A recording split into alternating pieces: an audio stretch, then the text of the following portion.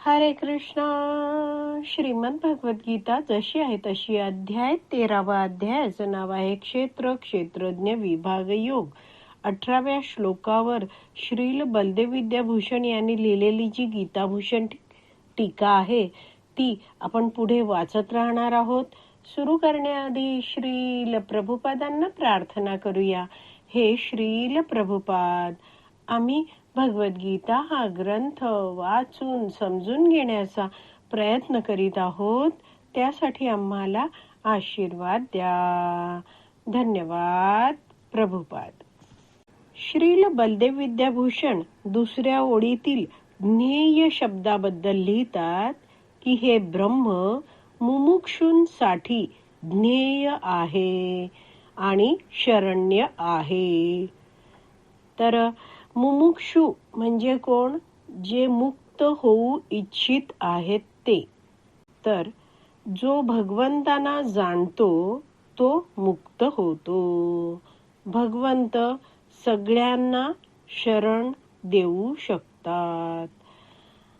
वैष्णव आचार्य समजवतात की जो भोगी आहे तो भगवंतांना जाणू इच्छित नाही, मात्र जो मुमुक्षु आहे, जो भगवंतांना जाणू इच्छित आहे, तो भगवंतांना शरणागत होतो. तो भगवंतांना जाणतो आणि मुक्त होतो.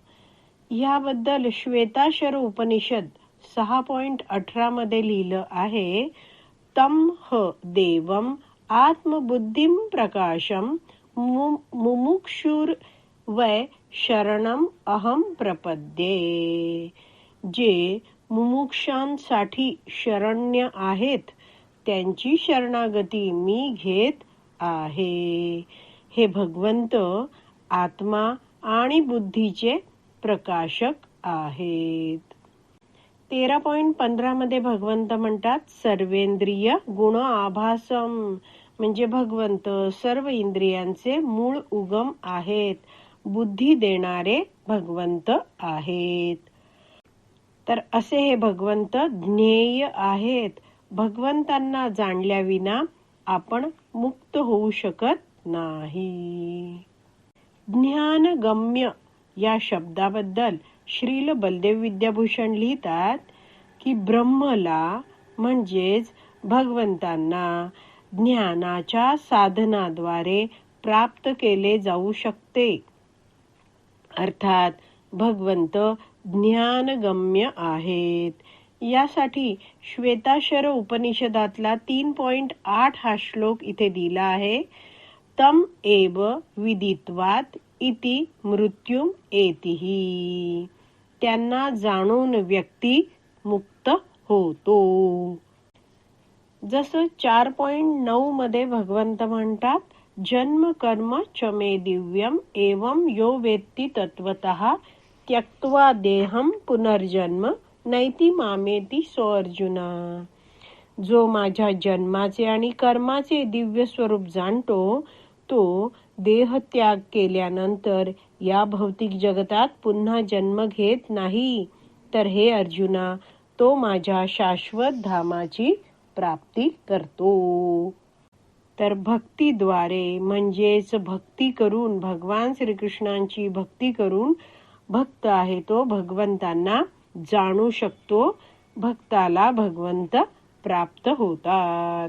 श्री चैतन्य महाप्रभू म्हणतात, खाईते सुईते यथा तथा नामले म्हणजे खाताना, झोपताना, झोपेत भगवंतांचे नाम घ्या. तुम्ही सतत भगवंतांचं नाम घ्या. तर भक्तीच्या साधनाने भगवंत आपल्याला समजायला लागतात. असे हे भगवंत आहेत ते ज्ञानगम्य आहेत. जप नैव संसिद्ध्यात असं म्हटलं जातं, म्हणजे नाम जपानेच भगवंतांची प्राप्ती होते.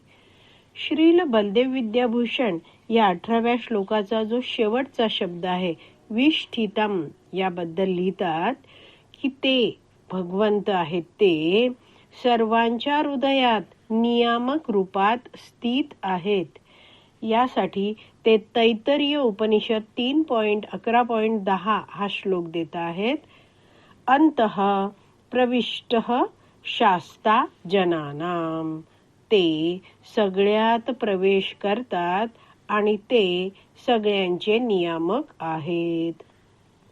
जीवात्म्याला कार्य करायला शक्ती देणारे भगवंत आहेत.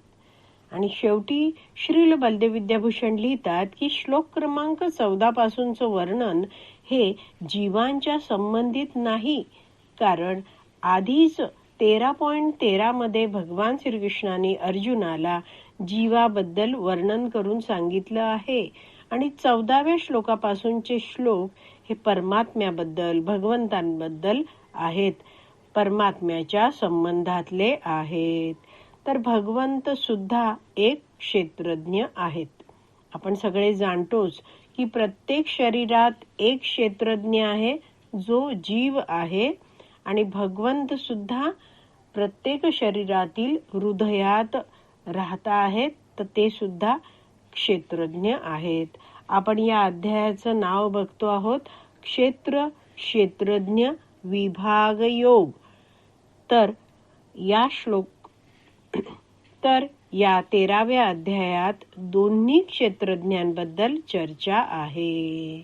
आपण 14व्या श्लोकात वाचलं की सर्वत्र त्यांचे हात पाय आहेत, तर हे वर्णन भगवंतांविषयी आहे आणि त्याच्या संबंधित श्वेताश्वर उपनिषद आणि अन्य उपनिषदातही हे वर्णन भगवंतांविषयी सांगितलेलं आहे. श्रील बलदेव विद्याभूषण यांनी या 18व्या श्लोकावर लिहिलेली जी गीताभूषण टीका आहे ती आपली वाचून पूर्ण झाली आहे. इथेच विराम देऊया. श्रीमद भगवत गीता की जय. श्रील प्रभुपाद की जय. हरी बोल.